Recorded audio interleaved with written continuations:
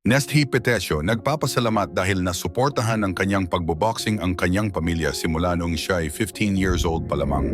Hindi maitago ng Olympic bronze medalist na si Nesty Petesio ang pasasalamat sa oportunidad na naibigay sa kanya ng boxing. Sa isang panayam, sinabi ni Nesty na nag-umpisa siyang magboxing noong siya ay 11 years old pa lamang. Unang beses pa lamang umano niyang sumabak sa ring ay alam niyang para talaga sa kanya ang nasabing sports. Noong una akong beses na tumapak sa ring, sobrang saya ng pakiramdam ko. Talagang nag-enjoy ako dahil naipakita ko yung talento ko, anya. Umabot pa sa punto na lumaban siya sa isang lalaki sa ring at nanalo pa rin siya kabila ng kaibahan ng kanilang kasarian. Pumayag umano siyang lumaban sa isang lalaki dahil sa gusto niyang tulungan ang kanyang ama sa mga gastusin. Galing ako sa mahirap na pamilya at gusto kong tulungan yung tatay ko para suportahan yung pamilya namin. 15 anyos pa lang ako, sinusuportahan ko na silang lahat. Walang trabaho ang magulang ko kaya kailangan kong kumita ng pera para sa kanila. Matatandaan na pinamigay ni Nesty ang kanyang mga natanggap na bahay sa kanyang mga kapatid at ginamit ang kanyang mga cash incentives para mamuhunan sa mga negosyo. Umaasa naman si Nesty na mapapasama pa rin ang boxing sa 2028 Olympics lalo na't gusto niya pang patunayan na kaya niyang makakuha ng gintong medalya. Samantala si Nesty Petesio, ipinamigay ang mga nakuhang bahay at lupa sa kanyang mga kapatid. Ibinahagi ni Nesty Petesio na ipinamigay niya ang mga bahay at lupa na natanggap niya sa kanyang mga kapatid. Matatandaan na nakatanggap ng milyon-milyong pisong pabuya si Petesio matapos niyang makakuha ng silver sa Tokyo Olympics habang bronze naman sa Paris Olympics. Maliban sa kanyang ipinapamigay na bahay at lupa ay pinapaikot niya rin ang kanyang pera upang makapagretiro kasama ang pamilya. Yung mga bahay at lupa na natanggap ko, binigay ko lahat sa mga kapatid ko. Para talaga sa kanila yon, ani Petesio. Maliban pa doon, namili rin ako ng mga lupa, dagdag pa niya. Noong 2021 ay nakatanggap ng bahay at lupa si Petesio na nagkakahalaga ng 2.5 M sa Quezon Province na agad niya namang ibinigay sa kanyang nakababatang kapatid. Para sa kanila muna bago ako, wika niya. Ayon kay Nesty ay pangarap niya na magretiro sa bukid kasama ang kanyang buong pamilya. Ang gusto ko lang, simpleng buhay. Sa probinsya, yun lang ang pangarap ko para sa akin at sa pamilya ko. Ayokong malayo kami sa isa't isa. Anya.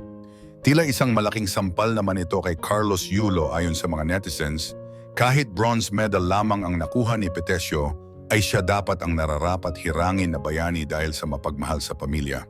Saad ng netizens. Mas kikilalanin daw ng mga Pilipino ang kabutihang ginagawa ni Nesty sa kanyang pamilya, kaysa sa ibang manlalaro na nakalimot na ayon pa sa ilan. Kung ikaw ang tatanungin, ano ba ang basehan ng pagiging bayani para sa'yo? Mag-comment ka naman sa video na to at ilahad ang iyong matalinong opinyon. Hindi maitago ng Olympic bronze medalist na si Nesty Petesio ang pasasalamat sa oportunidad na naibigay sa kanya ng boxing. Sa isang panayam, sinabi ni Nesty na nag-umpisa siyang magboxing noong siya ay 11 years old pa lamang.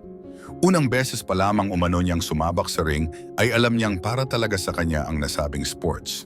Noong una akong beses na tumapak sa ring, sobrang saya ng pakiramdam ko. Talagang nag-enjoy ako dahil naipakita ko yung talento ko, anya.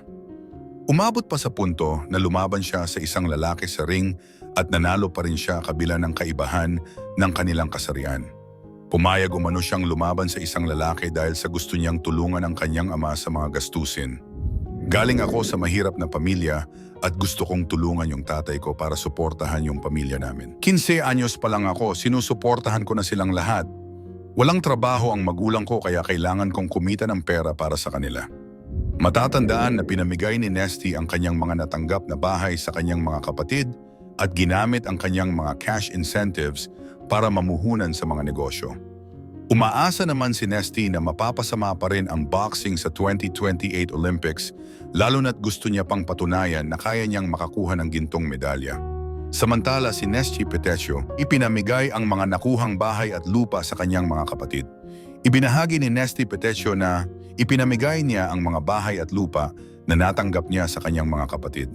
Matatandaan na nakatanggap ng milyon-milyong pisong pabuya si Petesio matapos niyang makakuha ng silver sa Tokyo Olympics habang bronze naman sa Paris Olympics.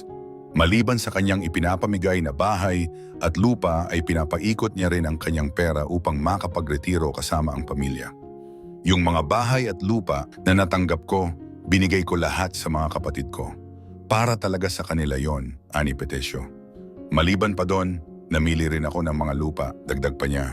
Noong 2021 ay nakatanggap ng bahay at lupa si Petesio na nagkakahalaga ng 2.5 M sa Quezon Province na agad niya namang ibinigay sa kanyang nakababatang kapatid. Para sa kanila muna bago ako, wika niya. Ayon kay Nesty, ay pangarap niya na magretiro sa bukid kasama ang kanyang buong pamilya. Ang gusto ko lang, simpleng buhay. Sa probinsya, yun lang ang pangarap ko para sa akin at sa pamilya ko. Ayokong malayo kami sa isa't isa. Anya. Tila isang malaking sampal naman ito kay Carlos Yulo ayon sa mga netizens, kahit bronze medal lamang ang nakuha ni Petesio, ay siya dapat ang nararapat hirangin na bayani dahil sa mapagmahal sa pamilya. Saad ng netizens. Mas kikilalanin daw ng mga Pilipino ang kabutihang ginagawa ni Nesty sa kanyang pamilya, kaysa sa ibang manlalaro na nakalimot na ayon pa sa ilan. Noong una akong beses na tumapak sa ring, sobrang saya ng pakiramdam ko. Talagang nag-enjoy ako dahil naipakita ko yung talento ko, anya.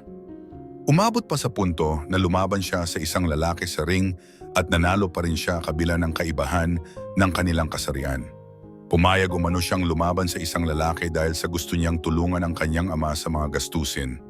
Galing ako sa mahirap na pamilya at gusto kong tulungan yung tatay ko para suportahan yung pamilya namin. 15 anyos pa lang ako, sinusuportahan ko na silang lahat.